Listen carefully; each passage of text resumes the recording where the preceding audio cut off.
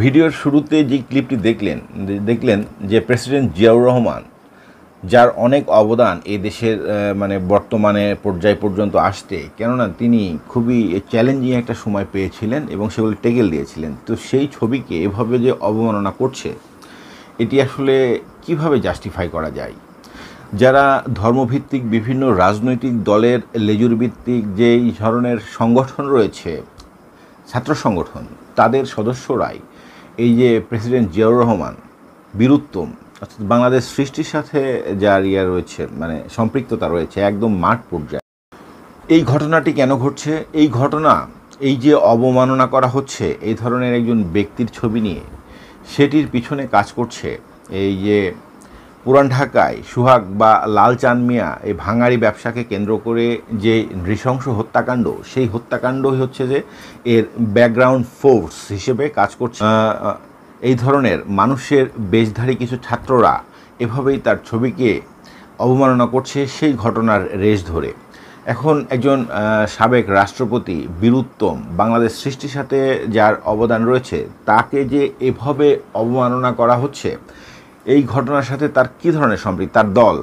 তার দল সম্পৃক্ত থাকলে তারপরেও যে মৃত মানুষকে নিয়ে এই ধরনের উল্লাস, এটি আসলে কি ইসলামে কি সাপোর্ট করে? মৃত মানুষকে এই ধরনের অবমাননা করা যার ছবির উপরে, এটি আসলে কি ধরনের গুনাহ হতে পারে, বা এটার একটা প্রভাব সমাজের রাজনীতিতে এই ধরনের কর্মকাণ্ডের যে প্রভাব থাকে, আপনারা এখনও টের না পেলেও অদূর ভবিষ্যতে টের পাবেন। এই জঘন্য কাজটি যারা করলো, তারা কোনো না কোনো ইসলামপন্থী দলের লেজুর ভিত্তিক ছাত্র সংগঠনেই সদস্য হবেন। তারা গোপনে গুপ্ত সংগঠন হিসেবে দীর্ঘদিন ধরে সেই স্বৈরাচারী আমলে, ফ্যাসিস্ট আমলে কার্যক্রম পরিচালনা করেছে তারা। তো এই ধরনের বিষয় কিন্তু এরা এখানে ঘটালো।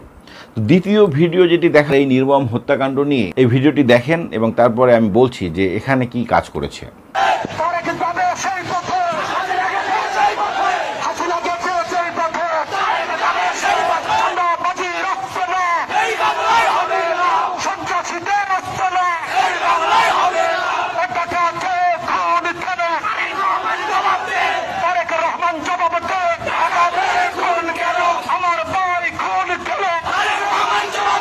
এই হেফাজতে ইসলামের নেতাকর্মীরা এই রাজধানীতে যে মিছিল করলো, সেই মিছিলে স্লোগান দিল কি?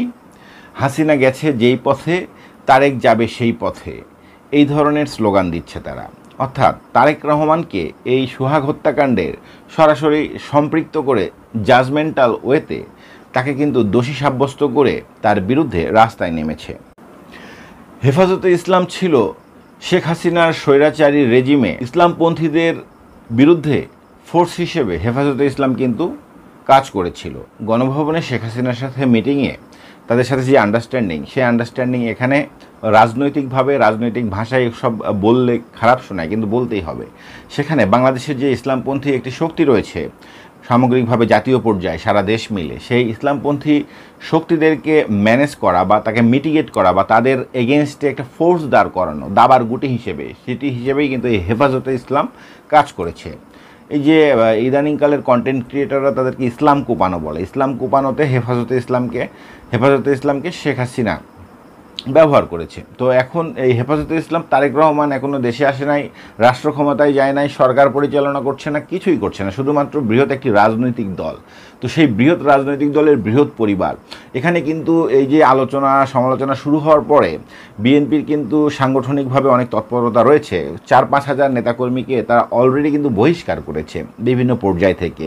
তো ওয়ার্ড পর্যায়ের এই ধরনের একটি নৃশংস এই ঘটনাকে আসলে কোনোভাবেই জাস্টিফাই করা যায় না। এদের জন্য বিশেষ ক্ষমতা আইন প্রয়োগ বা বিশেষ আইন অর্ডিন্যান্স জারি করে এই ধরনের বিষয়াশয়কে দৃষ্টান্তমূলক একটি বিচারের দৃষ্টান্ত স্থাপন না করা গেলে এগুলো মিটিগেট করা বা এই ধরনের নৃশংসতা, এই বিভৎস সমাজ যে এই পর্যায়ে চলে গিয়ে মোকাবেলা করা খুব কঠিনই হয়ে যায়।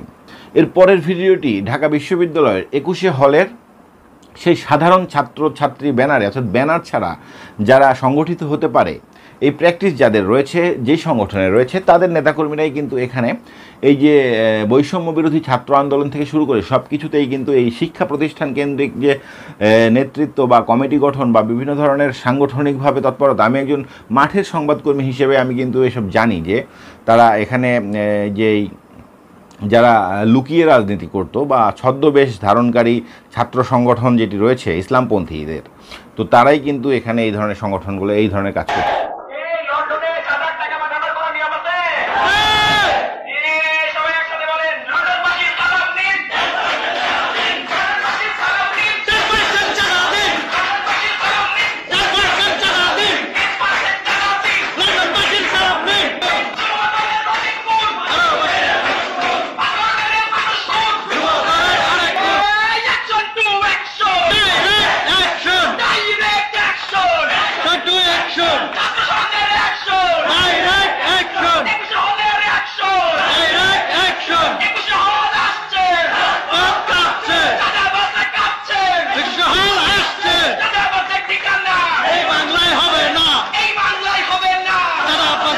তো সেখানে 21শে হলেও বিএনপিকে নিয়ে এই ঘটনাকে কেন্দ্র করে এই সোহাগ হত্যাকাণ্ডকে নিয়ে তাকে কিন্তু খুবই নোংরা ভাষায় স্লোগান দিয়ে এখানে চাঁদার একটা লেভেল এটে তারা কিন্তু এই কার্যক্রম এটি হচ্ছে যে এই জায়গায় তারা মিছিল বের করছে। এই ধরনের নৃশংসতা বিভৎসতা যা জনগণের সামনে হয়, এই বিষয়াশয়গুলো কিন্তু সব কিছু খুঁটিনাটি কিন্তু বেরোয় আসে।